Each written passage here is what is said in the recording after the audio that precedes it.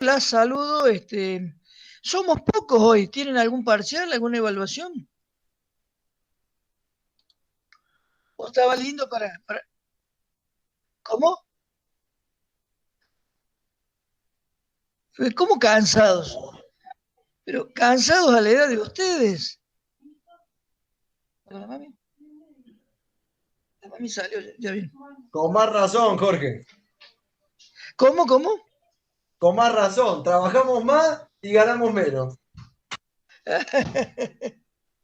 Pero son jóvenes, son jóvenes. Me parece que yo, cuando tenía la edad de ustedes, no andaba cansado. Lo O que por lo pasa menos que también nunca lo en la decía. pandemia Y tenemos que vos salir vivías de en la el estado de perspectiva. bienestar. Nosotros vivimos en otro estado. ¿Cómo, Rocío, qué dijiste? Que por ahí cansa un poco más que la rutina anterior a esta pandemia, porque es el estrés de la pandemia más seguir siendo productivos en el trabajo y en el estudio. Sí, sí, es bravo, es bravo, es bravo. Es bravo, ¿qué le vamos a hacer? Bueno, si ustedes me permiten, yo les quería, se me ha chingueado un poco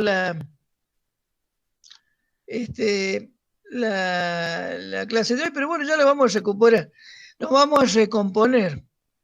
Me tomo un Alplax y arrancamos. Les quería mostrar yo, estuve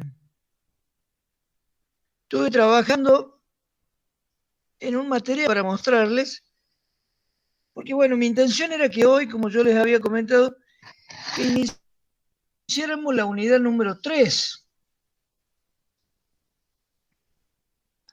Yo no sé hasta cuándo tenemos clase. ¿Alguien sabe la fecha de hasta cuándo vamos a tener clase?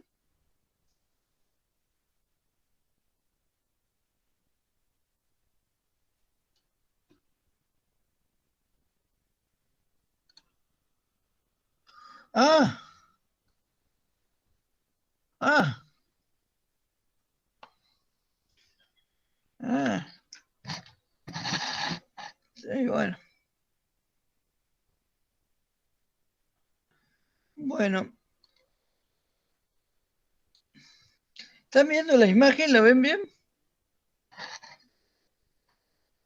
Sí, profe. ¿Se ve bien? Bueno.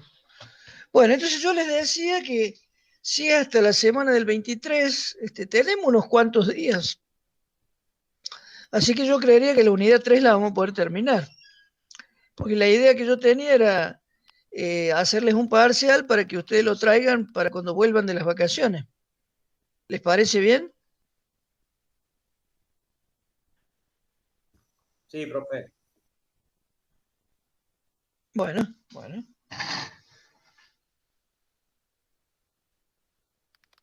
Yo les pregunto porque otros años por ahí algunos chicos no querían porque decían que no querían estudiar en las vacaciones, pero en general la mayoría le parece bien porque, bueno, lo trabajan con más tiempo. Bueno, esta es la unidad número 3. Yo una recomendación que les voy a dar acá para que los parciales salgan bien y qué sé yo. Miren, mi objetivo es siempre que todo el mundo se saque 10. Pero como yo sé que a ustedes le dan mucha bola a las notas, es como el único instrumento que tengo yo para que ustedes hagan lecturas. Y yo decía, bueno, pero profe, ¿usted qué se pone en el papel de cura que nos tiene que andar salvando las almas para que estudiemos? Lo que pasa es que si los profesores no tratamos de que los estudiantes tengan un aprendizaje, digamos, en la materia, estamos pintados. Ni siquiera se justifica nuestro sueldo, no sé si me entienden. Y además nos sentimos frustrados en nuestra vocación, porque cada profesor cree que los contenidos que da son bárbaros. Algunos creen que lo que enseña en su materia es lo mejor de lo mejor. Yo no creo eso, pero otros creen que él como profe es lo máximo de lo máximo. Yo tampoco creo eso. Pero a mí sí me parece, y como hace muchos años que yo me dedico a esto, eh, hace 32 años que yo ejerzo la docencia universitaria, mucho tiempo. Entonces, yo mis objetivos no son de que ustedes hagan esta materia y bueno, su vida va a cambiar, de ninguna manera. Lo que sí me interesa a mí es que aquellos que vayan a tener interés por estudiar el Estado, la administración pública, o trabajar en el Estado de la Administración Pública como un interés, no como un conchavo porque es el único laburo que hay, que también puede ser, lamentablemente, pero sino aquellos que realmente tengan un interés, que cuando cursen esta materia se encuentren con algo que era lo que estaban pensando, la verdad que esto es, me interesa, o por lo contrario, ahora que veo cómo es la cosa, no sé si me interesa tanto, ¿no? Bueno, ese es un poco el objetivo, digamos, que haya como un encuentro entre ustedes y los conocimientos que yo les puedo transmitir, que son limitados porque son limitados por mi orientación ideológica, que yo no doy todos los textos, doy los textos que tienen que ver con mi perspectiva ideológica y como la de todos los docentes, ¿no? Qué sé yo, autores norteamericanos enseño pocos, la verdad que no enseño muchos, porque me parece que es una perspectiva un tanto reduccionista que hacen del Estado y la administración pública. Pero bueno, esa ya es una limitación, por ejemplo, ¿no? Pero por otro lado, los autores que trabajamos, creo que son autores que yo los conozco y que vamos a conversar bastante de esos autores. Y en general hay como un cierto consenso que son buenos autores, Entonces la idea mía es que ustedes tengan como un encuentro con estos autores, con estos conocimientos, y que eso le genere una experiencia, y en esa experiencia vean si se encuentran con algo que puede tener que ver con su futuro, ¿no? Y que les genere alguna motivación. Por eso, a los que les genera motivación, nosotros tenemos una abundante bibliografía está la bibliografía obligatoria y la bibliografía complementaria, y también tenemos en algunas unidades una bibliografía de profundización. Que una compañera me decía, pero vos, ¿por qué das tantos libros? Bueno, los libros no hacen mal, y menos hace mal tenerlos en formato electrónico. No te van a hacer daño, es como que hay que romper esa cuestión moral que uno tiene, que a los libros hay que leérselos a todos. No hay que leérselos a todos. Lo que pasa es que uno tiene miedo de que pues, tantos libros que hay que leer, que bueno, al final no lee nada. Yo siempre tengo una técnica en esto y que la recomiendo como una técnica, la técnica ahumada, digamos, y que es lo siguiente, con los libros, yo creo que es bueno a todos los libros que uno tiene en las distintas materias, leer el índice, nada más que el índice, porque el índice es un mensaje que el autor nos está dando. Entonces ahí uno va a encontrar algo que le puede interesar o a lo mejor no le interesa. Si encontró algo que le interesa, no tiene por qué hacer en el orden del prefacio, introducción, capítulo 1 y de ahí. No, yo no creo en eso. Si les interesó algo y es el capítulo 8, vayan al capítulo 8 y miren lo que tengan ganas. Sobre todo en formato electrónico, que es tan fácil de moverse. Y si eso les interesó, a lo mejor después leen el capítulo 2 y después el 6. Cuando se quisieron dar cuenta, se lo leyeron al libro. Me parece que esa es la trampa que uno tiene que hacerse y pensar que leer libros en papel, para mí, leer libros en papel es una experiencia, una verdadera experiencia.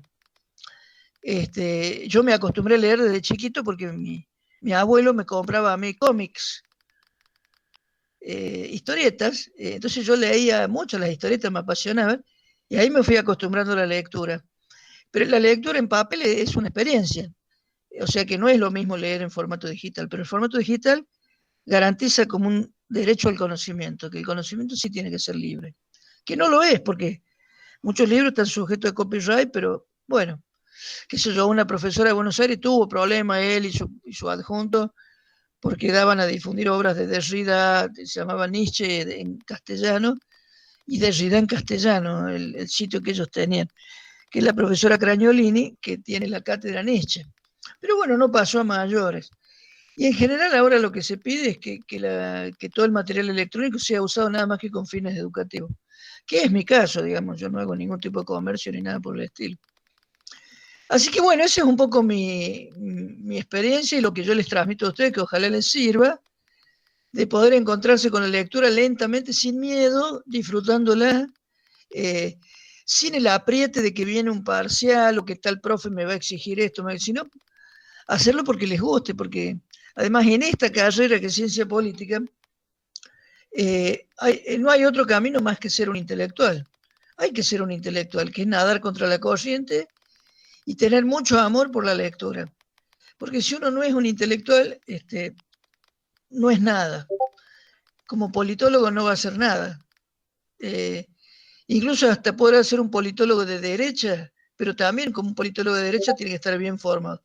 Un ejemplo de eso es alguien que se ha dedicado a la política desde el margen, digamos, como Durán Barba, que es un tipo de derecha, pero ha hecho un gran negocio, digamos, con su oficio, pero es un tipo muy leído, ¿sí?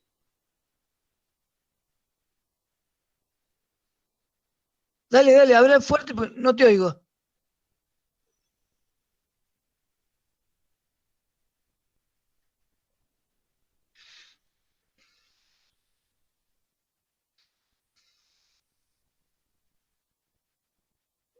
Ah, bueno, pero eso es palabras mayores. Pero es que no hace falta, a lo mejor vos tenés una idea muy ambiciosa de lo que es ser un intelectual. Y habría que recuperar un poco las ideas de Gramsci de lo que es ser un intelectual. Los intelectuales orgánicos somos aquellos que nuestro principal oficio es la lectura, el estudio, el conocimiento. Y en el caso de él ha sido eso. Él no hace, qué sé yo, estudio en técnicas de mercado, de marketing. Digo, no hace ingeniería política, no. Me parece que lo de él ha sido trabajar con el conocimiento de la opinión pública, con el conocimiento de las estrategias de los gobernantes para llegar a la opinión pública. Me parece que eso ha sido su trabajo y es un intelectual. Uno podría decir, bueno, yo tengo una idea de un intelectual a los que admiro, que son otra cosa. Por supuesto, yo no lo admiro en lo más mínimo, me parece un ser sucio, asqueroso, deleznable, que ha trabajado de una forma mercantil, absolutamente mercantil y mercenaria, y lo sigue haciendo, se da vuelta en el aire como un guante, pero bueno. Pero yo te entiendo lo que vos me decís, Rodrigo. Sos Rodrigo el que hablo, ¿no es cierto? Profe, ahora está muy en boga también Vargas Llosa, Sí. que anda ahí asesorando a No, la no derecha. oigo, a ver si hablan más cerca del micrófono. Sí, ahí me escucha. Sí, No, decía que Vargas Llosa es tomado también como dale. un intelectual de derecha y está, por ejemplo, a favor de que gane Fujimori en Perú y también hablaba, digamos, a Macri, lo le hacía elogios y demás, digamos, también puede ser tomado como un intelectual de derecha, puede estar uno de acuerdo o no, pero calculo que Vargas Llosa es un intelectual. Bueno, yo les cuento que Vargas Llosa es un gran escritor, un gran escritor. Yo lo admiro profundamente como escritor, no en su faceta política, pero es un gran escritor y yo tengo todas sus obras, que algunas hasta lo he leído 2 veces. Es un escritor, yo se los recomiendo, extraordinario. Años atrás yo les cuento que nosotros teníamos una práctica con los estudiantes de tercero y de cuarto, que era pedirles a cada uno que leyera un libro de autores latinoamericanos, ¿no? Y bueno, yo tenía muchos de Vargas Llosa en formato electrónico, que se los pasaba a todos, y un libro muy bueno de Vargas Llosa que es La historia de Maita. Hay otro, La tía Julia del escribidor, bueno, grandes libros, que se leerá todo, y todos los estudiantes que los leyeron fue ver una verdadera experiencia leerlo a Vargas Llosa. Bueno, y esa experiencia de que cada estudiante presentaba un libro por semana, cada uno iba presentando, donde tenía que presentar el argumento, el desarrollo de la novela, y un análisis político de la época, del contexto y de la trama, digamos, porque todo libro, toda novela siempre hay un contenido político. En la vida, en la sociedad siempre hay política, no hay sociedades sin política, ni momentos sin política. Bueno, pero se me empezaron a retobar en unos grupos que no querían leer, decían que no les gustaba. Sobre todo un estudiante, me acuerdo que se puso muy mal porque le había tocado un libro de Sarmiento, que es el Facundo, que a mí me parece un libro extraordinario y realmente una verdadera experiencia leer ese libro como un intelectual de la ciencia política. Pero él se enojó y bueno, entonces yo dije, bueno, si se enojan no leamos más, ya está. Se supone que eso era algo para que los podía ayudar para abrirlos intelectualmente. Pero bueno, no fue así. Sí.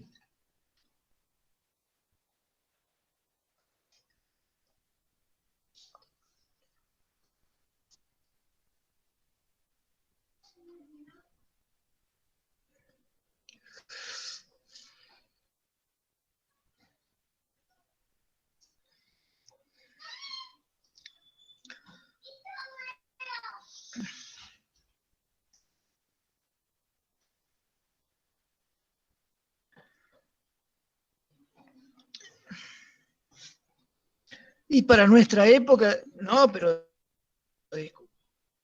disculpame, querido, para nuestra época también. A mí me parece que no es tanto si es un libro viejo y la forma de hablar de Sarmiento es vieja, es un libro extraordinario. Como obra literaria tiene plena vigencia, es una obra de un autor argentino, un autor que fue muy significativo.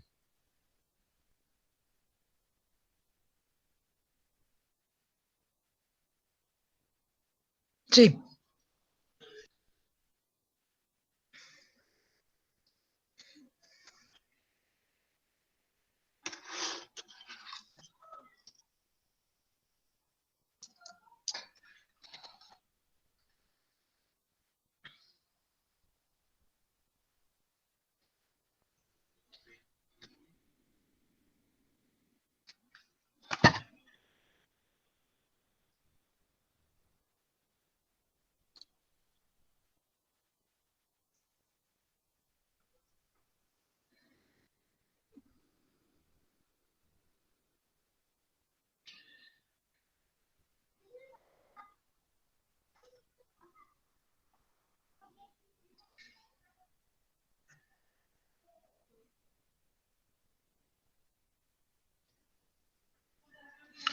Bueno, de todas maneras son estudiantes de ciencia política de tercer año.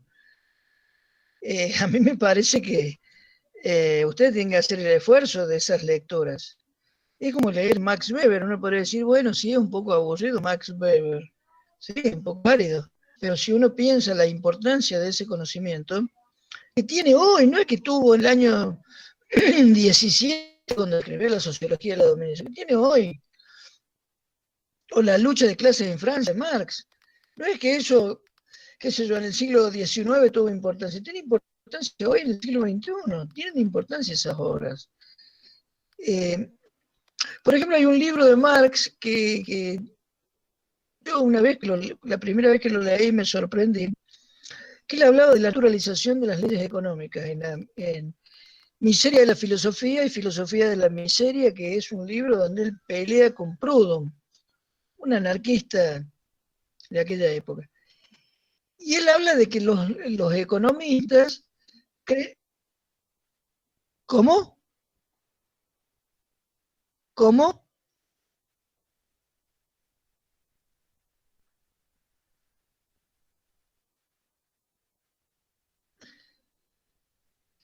Con el libro de Proudhon.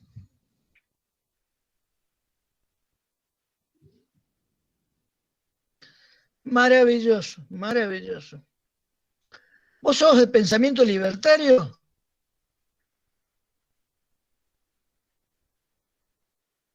Rodrigo?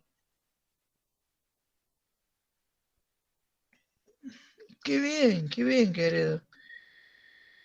Bueno, yo lo leo mucho a un autor chileno que vive acá, que bueno, no me sale ahora. Bueno, ya me va a venir, un autor extraordinario que tiene muchas obras, que trabajaba en la revista Artefacto, ¿no te suena? Bueno, se me fue el apellido. Que ha hecho mucha compilación de libros de autores libertarios. Bueno, pero esa era un poco la idea de que me parece que ustedes tienen que abrir el panorama, y otro que yo he notado es que se leen pocas novelas. Una vez me acuerdo una chica que me dijo, no, profe, yo leo muchísimo. Ah, no me digas, pero qué alegría. ¿Y qué autor? Lo leo mucho a Pablo Coelho. Bueno, no sé si saben quién es Pablo Coelho, pero no me parece a mí un autor significativo. Digo, los brasileños tienen, no sé, tantos autores extraordinarios, realmente muy, muy buenos. No solamente la novelística, sino la poesía. Y yo creo que Brasil, México y Argentina somos los países latinos que tenemos grandes escritores, ¿no? Porque en el caso de El Salvador, por ejemplo, Perú,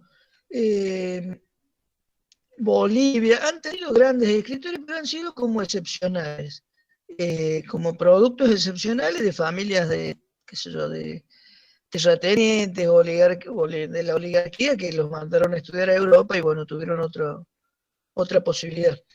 Pero nosotros en Argentina hemos tenido muchos autores de trabajadores, que son Roberto Arder, un periodista, un laburante, un proletario, y que tiene obras maravillosas.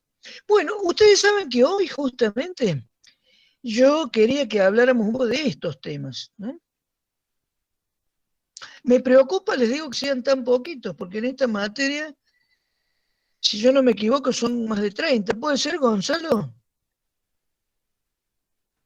Sí, no sé si 30, ¿Estás ahí, pero Gonzalo? sí, estoy acá. Hemos tenido encuentros de 20, 20 y pico, creo, si no me equivoco. Me corrijan los compañeros y las compañeras. Sí, sí. Bueno, me preocupa eso. Yo te pediría, Gonzalo, que vos les mandes un mail a todos los chicos y decís que vengan, porque Bueno, si no vienen, les voy a tomar un trabajo práctico a todos. O sea, porque es una bueno, forma de obligarlos a que estén presentes. No me bueno, gusta, dale. porque eso no le hace mal a nadie un trabajo práctico, pero me parece una forma de que vengan. Bueno, volvemos a la presentación, entonces, ¿qué les parece? Yo les quería comentar de que en esta materia yo les doy un truco para que les vaya bien en el parcial. Tienen que trabajar con el programa. En el programa está realmente la forma de comprender los textos. Si ustedes leen el contenido del programa no van a tener dificultades. Es como lo que decía Rodrigo. Habría que tener un programa de lectura para leer el Facundo. Bueno, nosotros lo teníamos, les cuento, ¿no? Yo había armado un programa de lectura con un poco los objetivos de los distintos autores. Eso, por ejemplo, trabajábamos el indigenismo y trabajábamos 4 autores que trabajan esa temática, la problemática rural, la problemática de la ciudad, la problemática obrera, y en fin, hay de autores que trabajan cada uno de esos temas brillantemente. Tratábamos de elegir buenos autores y había como un programa de búsqueda de esa temática, ¿no? Bueno, acá les decía yo que de la unidad 3, me parece que ya vamos como arrimando el bochín con los contenidos propios de nuestra materia, ¿no? Que acá vamos relacionando Estado con administración pública el nexo es la burocracia, justamente, ¿no? O sea, que el contenido es poder, burocracia y administración pública. Bueno, como ustedes saben, yo siempre trabajo 2 dimensiones, la historia cultural y la político instrumental. Que les quiero explicar por qué trabajo estas dimensiones, porque ustedes se podrán preguntar. Bueno, porque me parece muy importante que en las unidades haya una perspectiva histórica, que privilegie lo histórico. Y otra perspectiva que sea más instrumental, que sea una perspectiva que mire cómo se transforma lo social, ¿no? Bueno, en este contenido de lo histórico y cultural, nosotros tratamos de ver autores que justamente nos muestren esa perspectiva. Bueno, acá el contenido es las escenas del poder estatal, el orden capitalista, producción y difusión de la riqueza, la nación como artefacto estatal de la modernidad, la hegemonía en Gramsci, una teoría política de la dominación de clase, el bloque histórico en Gramsci, una teoría histórica de los modos de producción, y el Estado visto desde sus márgenes. Bueno, como ustedes sabrán, porque yo ya les he comentado que nosotros en las unidades no vemos todos los textos, porque al no tener clases presenciales el feedback con ustedes es más limitado. Entonces me parece un poco injusto, digamos, que ustedes tengan que leer todos los textos para los parciales, las evaluaciones. Así que hay como una selección. De todas maneras, yo trato en las clases que doy de dar todos los contenidos. ¿Se acuerdan ustedes que yo les iba subiendo videos? Bueno, esos videos son más minuciosos, más detallados. Ahora he andado con poco tiempo, porque la verdad que me lleva mucho tiempo esto de las clases virtuales. Yo tengo esta materia, tengo una materia optativa que es Ideología Actual y un seminario que doy en la Universidad de Villa María, la Universidad de Córdoba, que bueno, todo eso me lleva mucho tiempo. Pero les decía que acá los textos que sí vamos a ver como bibliografía obligatoria es el de Ben Haddad, un antropólogo hindú, que se llama El Estado y sus márgenes, que está en la Revista Internacional de Relaciones Internacionales. Un artículo mío, que está publicado en la revista Raigal de la Universidad Nacional de Villa María, que se la recomiendo, una revista muy, muy linda, y que yo la publiqué, me parece que fue el número 1 de Raigal. Bueno, se llama Estados Latinos, Naciones Americanas. Sí, ahí está la Raigal número 1. Bueno, y después un artículo de María Tuaite Rey, Mabel Tuaite Rey. ¿Sí? No, le comentaba que ¿Alguien habló? Sí, que estuve leyendo ese texto. ¿Cuál de los tres?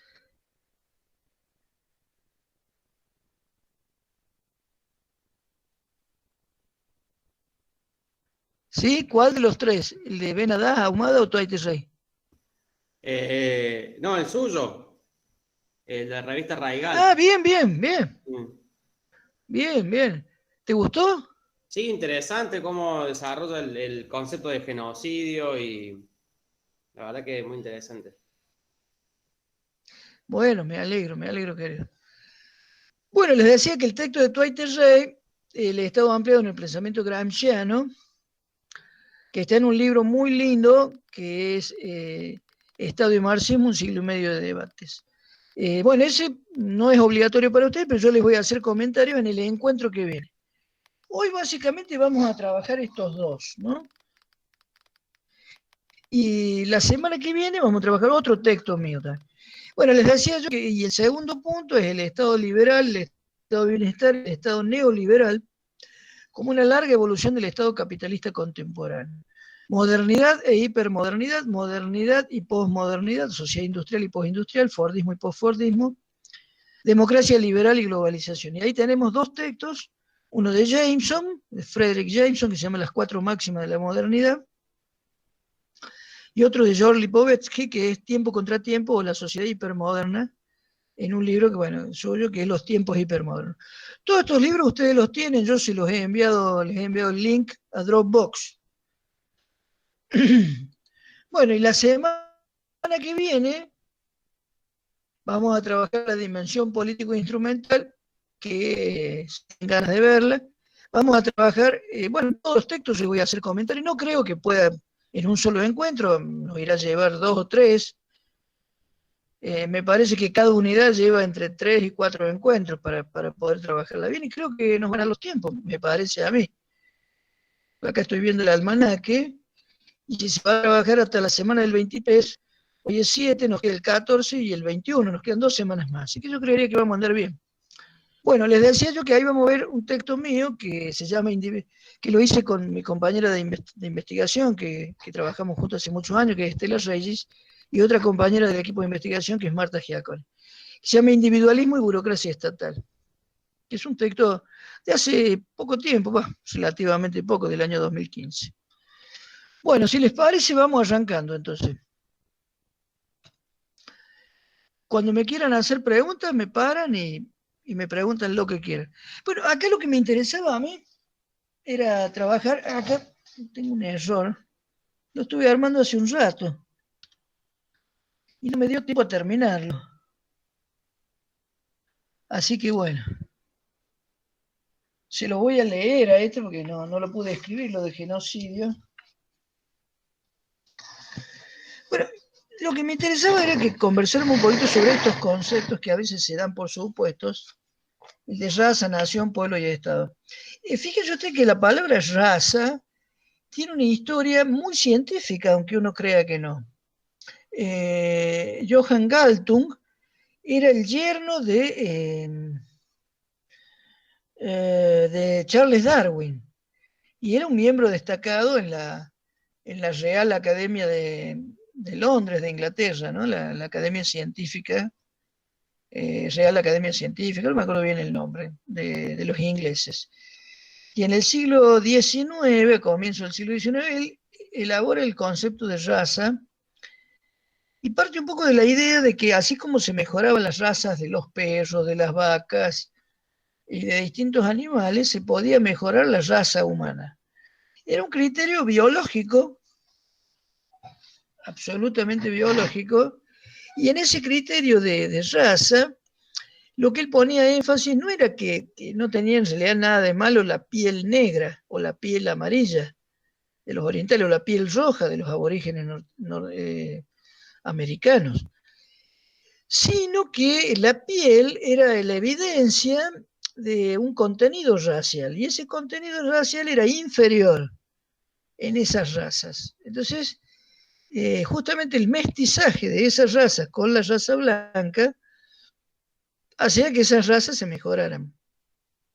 Por supuesto, está implícito que la otra opción era que esas razas desaparecieran y que quedara solo la raza blanca, que era la mejor raza. Fíjense que esa idea la llevan hasta su exageración, hasta su límite, digamos, hasta su último límite, los nazis, donde ellos justamente plantean que una raza impura dentro de las razas blancas, que era una raza que hacía daño a las otras, eran los judíos, por eso había que exterminarlo. Pero no eran solo los judíos, también eran los gitanos. Ellos también hicieron un genocidio importante de gitanos. Lo que pasa es que gitanos no había tantos. Y también mataban a los homosexuales, ¿no? Como algo deforme, una deformidad racial, digamos, el tema de los homosexuales.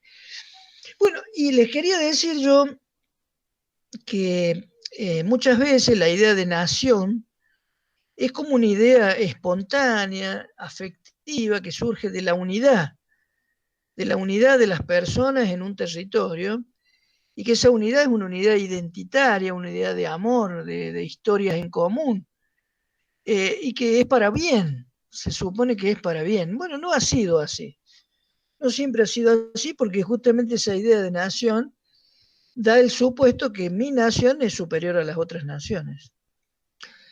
Y la idea de pueblo es una idea más doméstica de la nación. O sea, mi pueblo, que es mi lugar geográfico, donde yo pertenezco a una nación. Es un lugar geográfico donde hay una serie de aspectos con los que yo me identifico, básicamente con las personas que viven en esa región y con las características de la región. Entonces, bueno, es una región mediterránea o es costera, estamos en un puerto, tenemos una identidad vinculada a la minería, al trabajo de la tierra, al trabajo del mar, a la pesca, bueno, todo eso hace la identidad de un pueblo. Y el Estado es una organización, fíjense que hay varios autores que trabajan, por ejemplo, la idea de nación como una idea de un artefacto de construcción propio de la modernidad. Digo, en el siglo XVI, con el surgimiento del capitalismo, era importante este tema de la identidad nacional. Entonces, es un artefacto de construcción, lo mismo que el Estado es un artefacto organizacional. Muchas veces la fusión entre Estado y nación no ha sido para bien, sino para mal. El caso de los nazis me parece que es un ejemplo por demás elocuente. Bueno, les quería leer lo que es, cómo viene la palabra genocidio. Las Naciones Unidas, en 1948, sancionan el delito de genocidio y dicen: se entiende por genocidio cualquier acto perpetrado con la intención de destruir total o parcialmente a un grupo nacional étnico, racial o religioso como tal. También dice, reconociendo que en todos los momentos de la historia el genocidio ha infligido grandes pérdidas a la humanidad, tiene además un carácter masivo, por lo que con frecuencia necesita de la colaboración efectiva de una estructura social. Bueno, esto es del año 1946 de las Naciones Unidas. La palabra genocidio fue desarrollada por Rafael Lemkin en 1945, quien retoma una idea de Hitler que dijo: los instintos naturales ordenan a todos los seres vivos no solo vencer a sus enemigos, sino también destruirlos. En el pasado, la prerrogativa del vencedor era la de destruir tribus enteras, pueblos enteros. Lemkin acuerda con Hitler sobre el hecho de la exterminación de pueblos enteros como de antigua data. Lo que es nuevo es la forma como lo hemos llegado a concebir. Es tan nuevo que no hay un nombre para definirlo, y dice Lemkin: es por esta razón que me tomé la libertad de inventar la palabra genocidio. El término proviene de la palabra griega genes, que significa tribu o raza, y del latín cide, que significa matanza. De ahí viene genocidio. El genocidio debe ocupar su lugar en el diccionario del futuro, al lado de otras palabras trágicas como homicidio o infanticidio. Bueno, y cierro ya con esto y les quería decir, volviendo a la frase de Hitler sobre destrucción del enemigo, resuena en nosotros un sentido similar en el decreto constitucional, entre comillas, firmado por Luder, que fue el presidente provisional del Senado, en la época donde estaba Isabel Perón, después que se murió Perón, donde se ordenaba aniquilar a su versión. En esa oscura época la dictadura de nuestro país se dedicó al goce con la muerte, pero no fue nuestro primer genocidio. En la tristemente célebre campaña del desierto que encabezó el general Roca, se produjo el genocidio de mapuches, tehuelches y araucanos. También nuestros hermanos uruguayos tuvieron su genocidio contra los charrúas. Y hasta el presidente Fructuoso Rivera, en Uruguay, firmó en 1831 la orden de extinción de los indios. ¿Qué nación puede proclamarse libre de algún genocidio en su historia? No son justamente los genocidios la marca de nacimiento de nativos, su cultura, sus lenguas. Para hacer catedrales, por eso desarmaban las pirámides hechas por los aztecas para usarlas en las catedrales. Disculpen que me parece que alguien quiere entrar.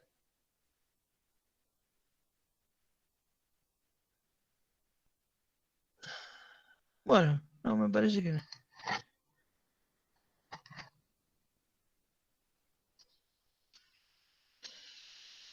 Bueno, ¿vienen viendo bien hasta acá?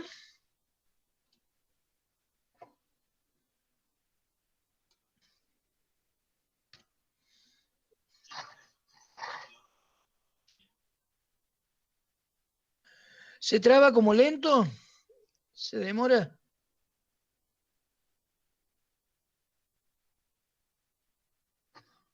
Bueno. Bueno, acá está lo que les decía antes, está mal escrito porque lo estuve escribiendo hasta hace un ratito. Bueno, después se los arreglo y se los envío bien. Bueno, y estos eran unos comentarios que les quería hacer yo en relación a los temas que tenemos hoy. Este es un libro que no está en la bibliografía, pero que yo creo que es muy interesante.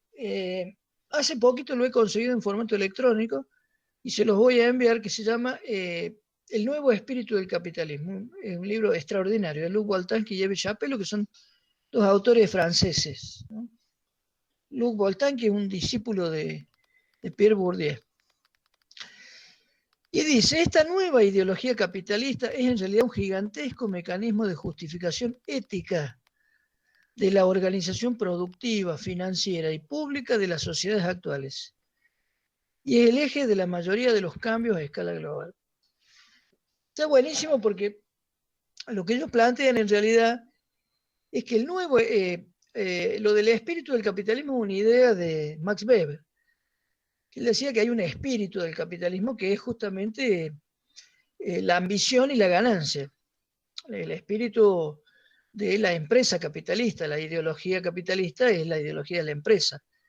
Bueno, acá estos autores dicen que hay un nuevo espíritu y que ese nuevo espíritu reemplaza al anterior. Y no es la ideología de la empresa o de la ambición sino es la ideología del CEO, del administrador, del management, de la gestión.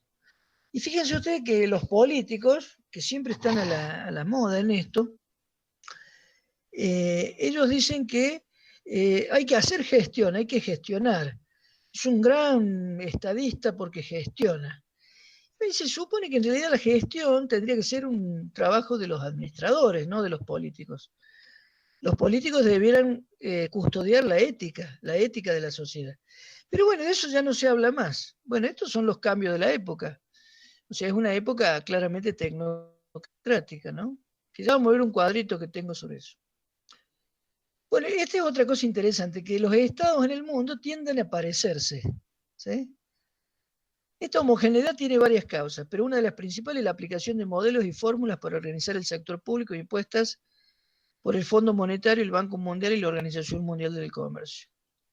Fíjense que esto es tan fuerte que puede llevar a la guerra, como en el caso de la invasión a Irak. En Irak lo que se pretende es un Estado al modelo europeo, una cosa absolutamente ridícula. Dice, en el mundo hay una gran diversidad. Sí, sí.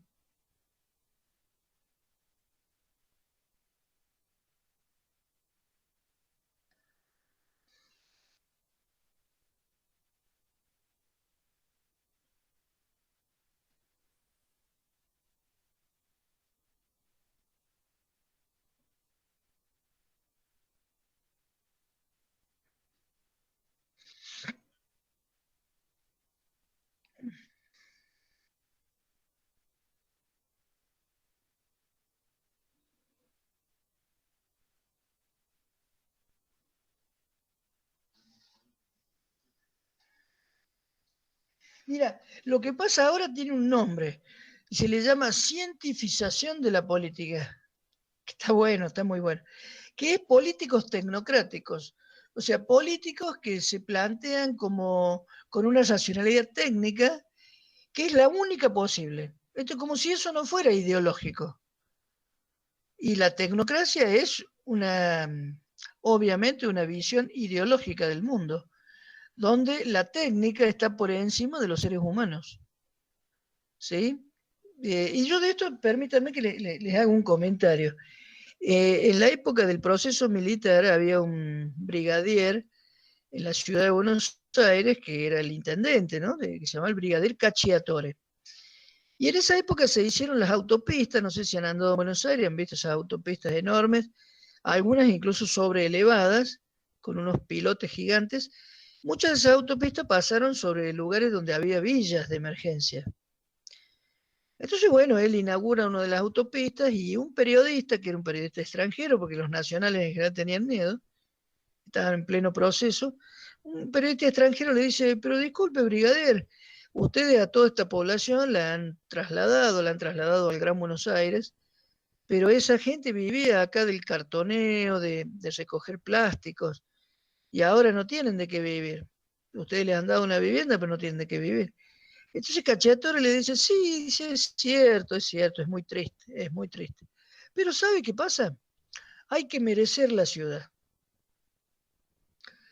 Y Oscar Oslak, que de ahí viene la historia esta, un gran autor, que ya lo vamos a ver más adelante, él estaba internado porque estaba con hepatitis y vio ese reportaje y se conmovió, entonces después sacó un libro sobre lo que significó toda la erradicación de villas en Buenos Aires, ¿no? Un libro extraordinario. Bueno, en el mundo hay una gran diversidad. No sé si respondí. Gracias. En el mundo hay una gran diversidad de organización política de los países. Sin embargo, a pesar de las diferencias de regímenes políticos, las administraciones públicas tienden a la similitud, ya sea por sus tecnologías de gestión, sus formas organizacionales e incluso y sobre todo su racionalidad estatal. Se va asimilando el mundo. Incluso fíjense que, por ejemplo, las formas de organización del Estado en China no son muy distintas de lo que es acá, o en Singapur, o en distintos lugares, ¿no? Pues un dato muy interesante es que Singapur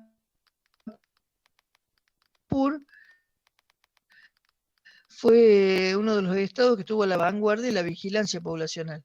Esto de poner cámaras. Entonces, en Singapur, que es un país sumamente, una ciudad-estado, que tiene mucha actividad financiera y bancaria, lo mismo que Hong Kong, los tigres asiáticos que eran Hong Kong, Singapur, Taiwán y Corea del Sur, que fueron, bueno, muy sostenidos por Estados Unidos como un dique de contención a la China comunista y a Rusia. Bueno, les decía yo que en Singapur todas las cámaras que observaban a la población en todas las cuadras, entonces si alguien escupía, inmediatamente lo detenía la policía y le cobraban una multa altísima, o si tiraba un papel en la calle. Bueno, y eso fue tomado también por los norteamericanos en la época de Giuliani con la tolerancia cero, de que no, para que la población no robe, no se tiene que tolerar ningún tipo de transgresión, ni siquiera escupir en la calle. Y acá en Argentina hay algunos que se lo han tomado en serio, ¿no? Me decían que no, escuché en la televisión, no me embarbijo la multa. Claro, uno podrá decir, bueno, es necesario andar con barbijo. Bueno, pero es un signo muy fascista, es bravo, es bravo. Bueno, y aunque la mayoría de los países declaran tener una democracia, la diversidad de las formas que asumen los regímenes políticos es de tal magnitud que es difícil encontrar un elemento común más allá del sufragio, y considerando que esto suele traer grandes diferencias entre países. Bueno, acá hay una lista de diferencias, ¿sí?, de los regímenes políticos. El grado de equilibrio entre los tres poderes, la consolidación del sistema de partidos, la influencia de las Fuerzas Armadas y de Seguridad, el asistencialismo, prebendalismo, clientelismo o subsidiariedad estatal, el peso político de los sindicatos, en particular de los empleados públicos, la presencia y poder relativo de grupos armados irregulares, guerrillas parapoliciales y narcotraficantes. Está buenísimo este cuadro, le digo, está muy bueno. Yo lo fui sacando de distintos lugares, pero permite entender bastante. Pero vamos a ver las semejanzas. Democracias delegativa y ciudadanía de baja intensidad, que son conceptos, no sé si lo han escuchado alguna vez, de Guillermo O'Donnell. Democracia delegativa es que la única forma de participación del pueblo y que el único ejercicio verdadero de soberanía popular es el voto. Entonces, todo nuestro poder popular se lo delegamos a la clase política. Entonces nosotros no tenemos participación. Como dice la Constitución, el pueblo no gobierna ni delibera, sino a través de sus representantes. Bueno, eso es la pérdida de soberanía popular. Bueno, y la ciudadanía de baja intensidad es un bajo nivel de participación en los asuntos públicos, pero en todos, incluso en los de mi barrio. Cada vez participamos menos.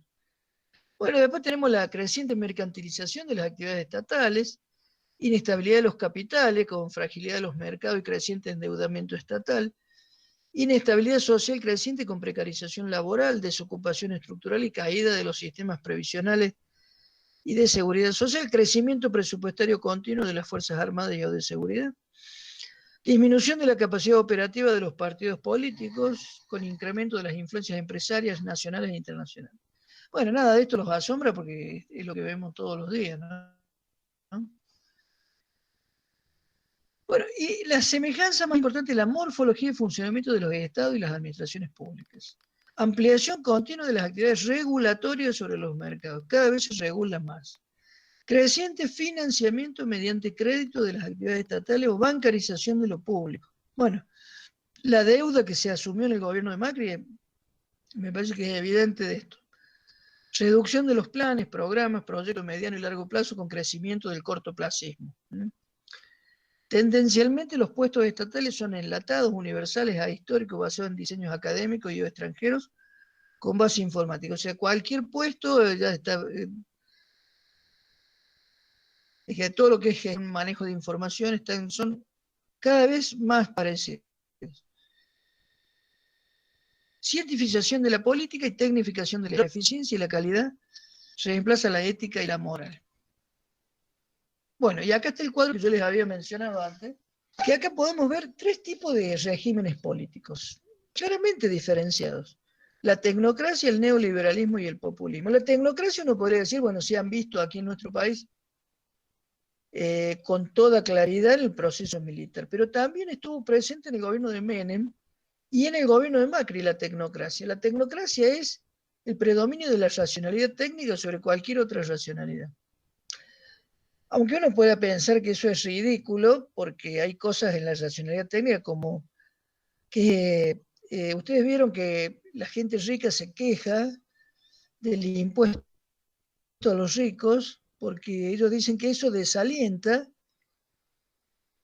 le quita estímulo a la inversión. Jorge.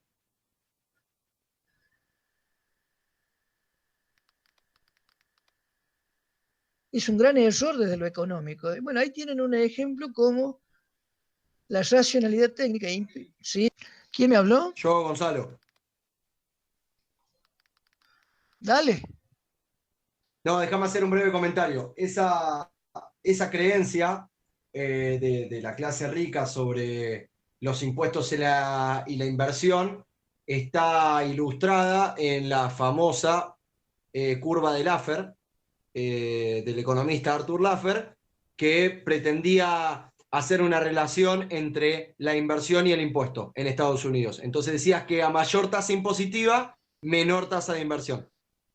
Simplemente eso. Forma parte del canon mainstream de lo que fue la teoría económica en Estados Unidos en los años 80, y a partir de ahí se popularizó al punto de que la gente cree que altos impuestos desalientan la inversión, algo empíricamente refutado, digamos. Solo eso. Pero es que es absurdo y es inmoral. Es inmoral, o sea, todos tenemos que aceptar que los ricos sean más ricos. Es una cosa absolutamente inmoral, es inaceptable eso. Porque incluso se defiende científicamente. Hubo también un intento desde la praxis política o de políticas públicas durante el gobierno de Macri que se derogó la doble indemnización, porque decían que si los empresarios no iban a tomar a nadie, si se implementaba la doble indemnización, porque después, a la hora de dejarlos sin trabajo o desafectarlos de la relación de dependencia, tenían que erogar, la erogación iba a ser mucho mayor. Entonces eso iba a impedir que los empresarios tomaran personal en blanco, cosa que empíricamente se comprueba luego que se incrementó el desempleo. O sea, no tiene, digamos, una correlación de lo que dice el neoliberalismo que va a pasar a través de la implementación de sus recetas cuando uno va directamente a la prueba y el dato duro termina pasando todo lo contrario o no lo que dicen las recetas neoliberales, ¿sí? Muy bien, excelente comentario tuyo y el de Gonzalo. Acá yo escucho como un rebote del sonido. ¿Ustedes también lo escuchan? Profe, puede ser que yo habilité para preguntar o para preguntar. No. Bueno, no sé. Adelante, pregunta. Bueno, simplemente le iba a hacer una pregunta respecto a los diagramas de Venn que usted presentó, pero haciendo un aporte a lo que dijo el compañero Gonzalo y lo que dijo el compañero Diego Cabrera. En ambos sentidos, la parte que omiten decir es que genera un efecto negativo sobre la economía. Al haber menos recursos del Estado, tiene menos para gastar, por tanto, menos para volcar al mercado. Llámese impuestos vía cargas sociales, aportes, o impuestos carga o recaudación vía impuestos. Eso hace decrecer los ingresos del Estado, por lo tanto impide que haya menos gasto público. Por lo tanto, al haber menos gasto público, genera ese efecto negativo de disminución de consumo. Pero bueno, eso es un paréntesis. La pregunta... Me gusta cómo les ha salido aquel espíritu economista. Keynesiano neto, pero tiene que ver con la pregunta... Eso, menos mal que es keynesiano, pero les ha salido el espíritu economista acá por detrás. Lo tenían agazapado el Gonzalo, vos, el Diego. Dale, adelante con la pregunta. Todos queremos llegar a fin de mes, profe.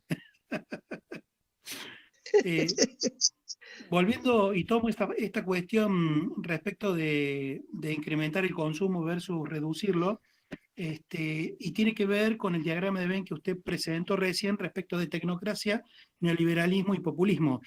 Usted quiso inmiscuir una arista del expresidente Macri respecto a la arista tecnócrata, y yo la verdad que en todo caso no interpreto el término. Y tal vez usted lo iría a incluir dentro del modelo neoliberal. Del populista seguro que no.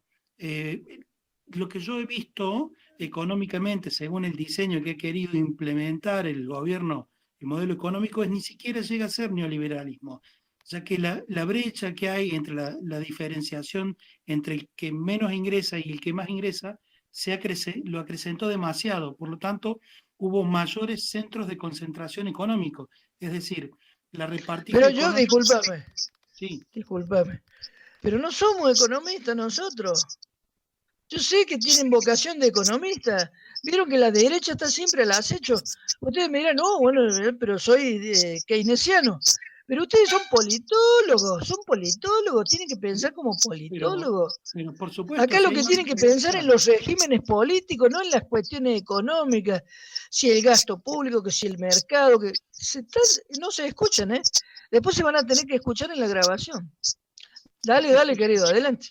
¿Dentro de qué diagrama lo incluiría usted a Macri? No, Macri es un estúpido. No hay por qué incluirlo en ningún lado. Ah, listo, No tiene seriedad eso. No me parece que hay que incluirlo a él. No, Lo que sí hay listo, que incluir es a listo. sus funcionarios. Hay que incluir a los funcionarios, la gente que... Porque él tuvo un equipo técnico de gente que operó y que hizo cosas muy, muy importantes. O sea, uno no puede pensar que Caputo es un estúpido. Para nada, para nada. Y así como él, mucha gente que no tenía ni un solo pelo de estúpido. Es como pensar que Cavallo en la época de Menem era un estúpido y en lo más mínimo. Pero yo quiero hacerles una observación de que hay un cruce. Tecnocracia y neoliberalismo no es lo mismo. No es lo mismo. Porque uno puede pensar en gobiernos tecnocráticos en el periodo bienestarista, y de hecho una de las críticas más fuertes que tuvo el bienestarismo era justamente, ahí se fue el sonido ese que me volvía, una de las críticas más fuertes que tuvo el bienestarismo era su tecnocracia, porque en el bienestarismo había planes a 2 años, a 5 años, a 10 años, a 15 años, a 20 años. Mientras que ahora en el neoliberalismo no se planifica con 1 mes, con 15 días, con 2 meses. Pero la planificación, que es el predominio de lo técnico, es como ir en las vías del tren, digamos, ¿no? Mientras que en el neoliberalismo es hacer un camino de montaña. Esa sería la diferencia. La tecnocracia no necesariamente es neoliberal, e incluso yo diría que el neoliberalismo tiene poca tecnocracia. Son cosas distintas. Pero si se cruzan los dos, fíjense lo que se produce, el ajuste estructural, que es un camino inevitable, que es disminuir el gasto público como sea. Bueno, y después tenemos lo último del populismo, que el cruce entre populismo y neoliberalismo y la subsidiariedad del Estado. O sea, el Estado entrega dinero a organizaciones, por ejemplo, organizaciones no gubernamentales o del tercer sector, para que se hagan cargo de los pobres. Incluso hay que decirlo, la asignación universal por hijo es subsidiariedad del Estado. O sea, es sin ninguna organización, es directamente con una cuenta bancaria. Pero que, claro, uno podría decir, bueno, pero hace falta, lo mismo que la tarjeta alimentar, son importantes, por supuesto. Pero si alguien es pobre, no va a dejar de ser pobre. O sea, queda anclado en su condición de pobre. Se justifica, se legitima, se legaliza la condición de pobre, y por eso tengo la asignación universal, tengo que me permiten vivir mejor, por supuesto, ¿no es cierto? Claro que sí. Bueno, y después el cruce entre populismo y tecnocracia es el corporativismo social, que es, digamos, el gobierno de corporaciones, el gobierno de cuando acuerda, por ejemplo, con las organizaciones de sindicales, ¿no? El gobierno de Macri gobernó con los sindicatos, eso no hay que olvidarse. Bueno, y el cruce es la democracia. Claro, este cuadro, yo sé que esto hace subir la tensión arterial, porque es provocativo este cuadro, y no gusta este cuadro porque es feo, que acá muestra cosas feas que uno no quiere ver. Pero son bastante evidentes, ¿no?